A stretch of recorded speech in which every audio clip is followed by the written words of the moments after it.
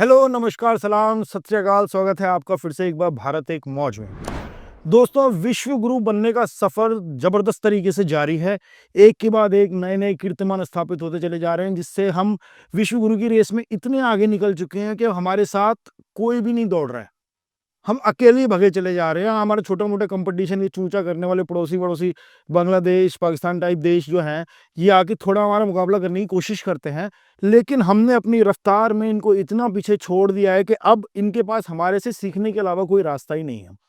अब विश्व गुरु बनने की रेस में हमने क्या-क्या किया है पिछले कुछ दिनों में, ये मैं आपको बताता हूँ। आपको पता तो होगा ही। गाज़ियाबाद में पिछले दिनों जो है तलवारें बाँटी गईं हिंदू रक्षा दल के द्वारा हिंदुओं के घरों में अपनी रक्षा करने के लिए, ठीक है। लेकिन उससे पहले इंदौर में पानी पीने से 15 लोग मर गए, पानी पीने से। अब देखिए, विश्व गुरु में कुछ खास बातें होती हैं, ठीक है। एक तो वहाँ पे जैसे सांस आना बड़ा मुश्किल होता है, जैसे हमारे यहाँ पे हो रहा है। आप AQI 1000 के पास भी पहुंच जाते हो तो लगता है कोई प्रॉब्लम ही नहीं है यार, हम तो आराम से सांस ले लेंगे। और कोई भी पॉलिटिकल लीडर जो है इसके लिए रिस्पॉन्सिबल है, वो कोई भी एरी गरी स्टेटमेंट मार देता है और जस्टिफाई कर देता है उस चीज को, और हम उसी को सेलिब्रेट करने लग जाते हैं। सांस नहीं आ रहा है। अब इंदौर जो कि स्मार्ट सिटी है भाई साहब, स्मार्ट सिटी का मतलब जब मतलब दुनिया भर में कुछ और होगा स्मार्ट का मतलब, लेकिन क्योंकि हम विश्व गुरु हैं, क्योंकि हम एक अलग ही रेस में चल रहे हैं जिसमें कोई नहीं दौड़ रहा है। और पता है क्यों कोई नहीं दौड़ रहा है? क्योंकि जो रेस जो होती है ना, उसमें एक दिशा में सब भागते हैं, हम ना एक्चुअली दूसरी दिशा में भाग रहे हैं। तो इसलिए हम अकेले ही उसमें भगे चले जा रहे हैं और खुश हुए जा रहे हैं कि हमारा कोई कंपटीटर नहीं है। पीने के पानी से स्मार्ट सिटी के अंदर 15 लोग मर गए, ठीक है। तो दो चीजें तो चेक हो गई। सांस लेने के लिए हवा नहीं है, विश्व गुरु की तरफ थोड़ा आगे बढ़े। पीने के लिए पानी नहीं है, और थोड़ा सा आगे बढ़ गए। और जब हमारे जो पॉलिटिकल लीडर्स हैं, जो उनसे पूछा गया, कैलाश विजयवर्गीय जिनका नाम है, तो रिपोर्टर ने बोला कि मैं अभी वहां से होके आ रहा हूं, तो उन्होंने एक ऐसा डायलॉग मारा जो सरकारी स्कूल में पढ़े हुए हर लड़के की जुबान पे मेरे ख्याल से बड़े होते हुए रहा होगा। पीने के पानी की ठीक से व्यवस्था छोड़ो यार, तुम फोकट प्रश्न मत पूछो नहीं, यार। फोकट नहीं, ये तो मैं तो वहाँ होकर आया हूँ। क्या क्या क्या घंटा हो गया है तुम बात? कैलाश जी, बात ठीक से कीजिए। नहीं, नहीं, शब्दों का चयन ठीक करिए। कैलाश जी, आप ढंग से बात नहीं कर रहे हैं। नहीं, आप ये क्या शब्द होता है कि घंटा घंटा क्या शब्द होता है? आप, मैं तो जाऊंगा, लहजा इनको सुधारने कहिए। इतने सीनियर मंत्री घंटा घंटा क्या बोलते रहते हैं? बात करने की तमीज नहीं है। हाँ, और क्या? तुम मत किया करो, ठीक है? तो क्या घंटा बोलेंगे? सवाल कर रहे हैं ना हम, वो जवाब दे रहे हैं। आपको क्या हो रहा है? वो हमारे लीडर है। तो घंटा बोलेंगे मुझे? वो हमारे लीडर तो क्या करेंगे? हमारे 10 लोग मर गए, हम पूछे नहीं सवाल? कुछ भी बोलोगे कि हमारे क्या लीडर पूछा है? बोले हमने गाली दी है क्या? जाओ अपना काम करो। कि तुम क्या घंटा वहां से होके आ रहे हो? ये उनका रिस्पॉन्स था। ये मैं कोई बना के नहीं बोल रहा हूँ। अब तो मैं बहुत लेट हो गया बताने में आपको, बहुत ये इसकी चर्चा हो चुकी है। But again the point to be noted is that in order to become a विश्व गुरु you should have a government जो इसी तरह की भाषा में बात करे। You should have law makers and politicians जो अकाउंटेबिलिटी के नाम पे आपको घंटा शंटा ये सब दे दें।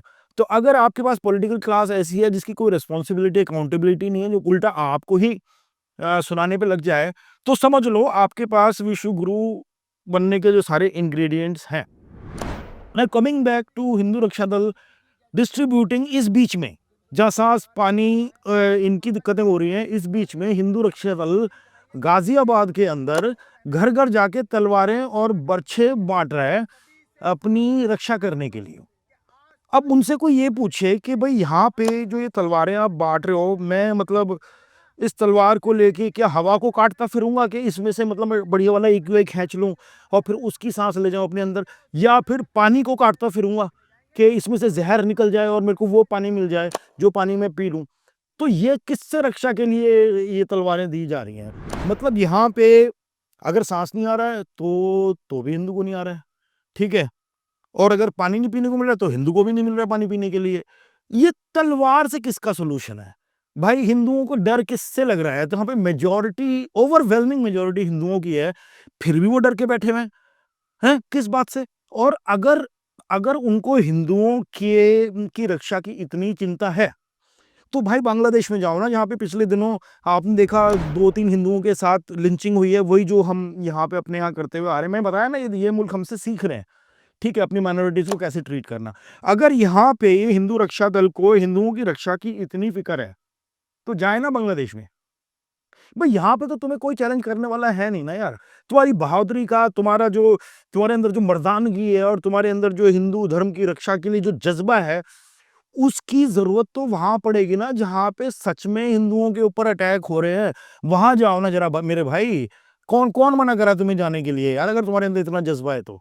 यहाँ तलवारें बांटने से क्या हो रहा है? अगर मान लो यहाँ पे एक कॉलोनी के अंदर 98 घर जो है, 100 में से 98 घर हिंदुओं के हैं, और फिर आप उन हिंदुओं को तलवार दे रहे हो कि भाई ये जो 2 घर जो बचे हुए हैं इनसे तुम्हें खतरा है, तो भाई ये तुम्हारा मैथ थोड़ा गड़बड़ है, क्योंकि दुनिया में ऐसा कहीं पे भी नहीं होता है। अलबत्ता खतरा किस बात से हो रहा है? ये सबसे बेसिक बेसिक चीजें, आपका वाटर कंटेमिनेटेड है, आपकी हवा कंटेमिनेटेड है, आपका हेल्थ केयर गड़बड़ है। मतलब अभी इंसिडेंट हुआ था कि हॉस्पिटल में बंदा जिंदा था, उसे डॉक्टरों ने मृत घोषित कर दिया, फिर उसका जब पोस्टमार्टम होने लगा तो पता चला कि वो तो जिंदा है।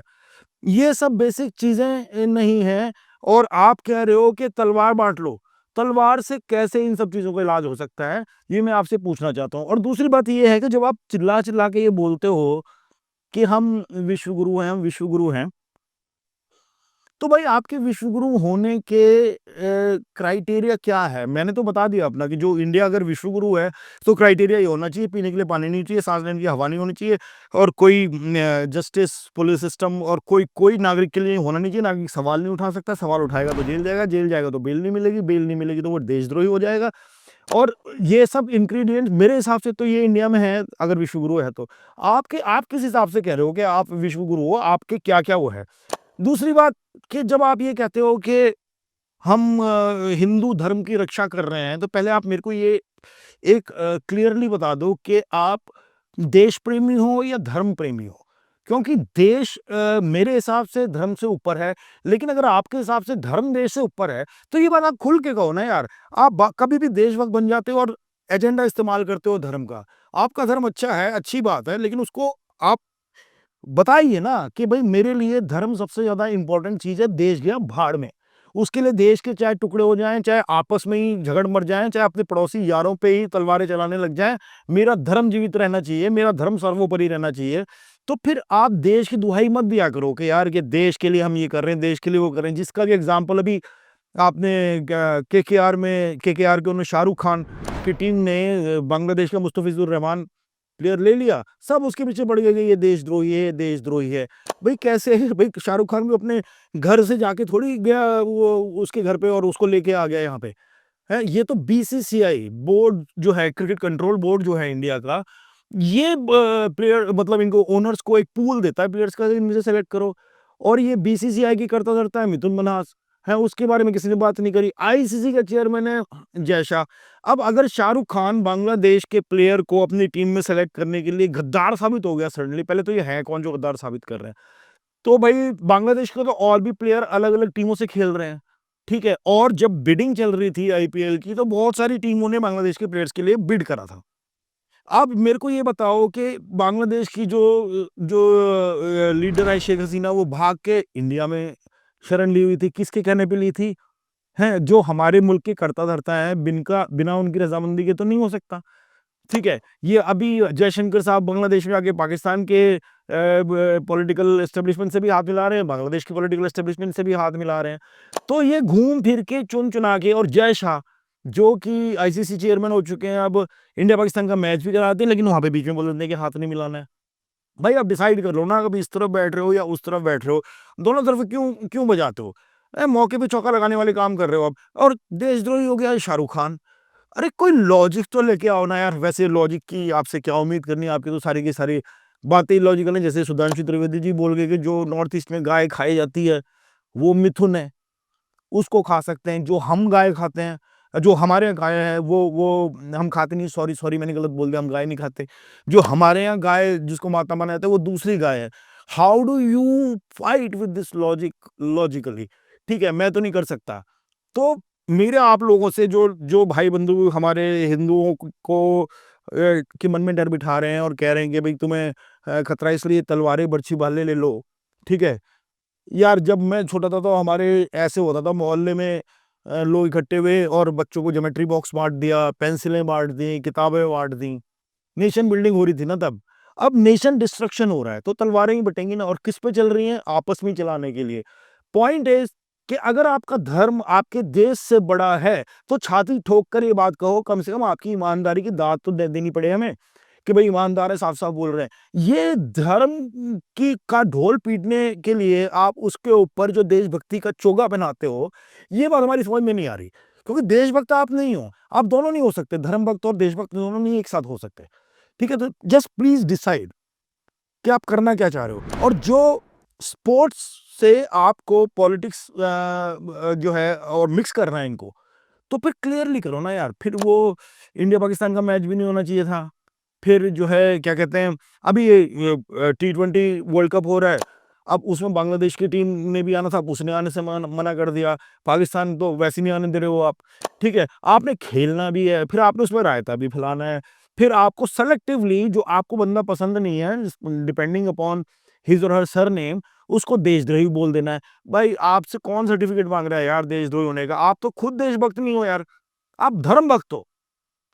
जो धर्म भक्त है वो किसी को ये सर्टिफिकेट तो दे सकता है कि भैया तुम धर्म विरोधी हो, या तुम अधर्मी हो, या तुम नास्तिक हो, ये सर्टिफिकेट तो दे सकता है।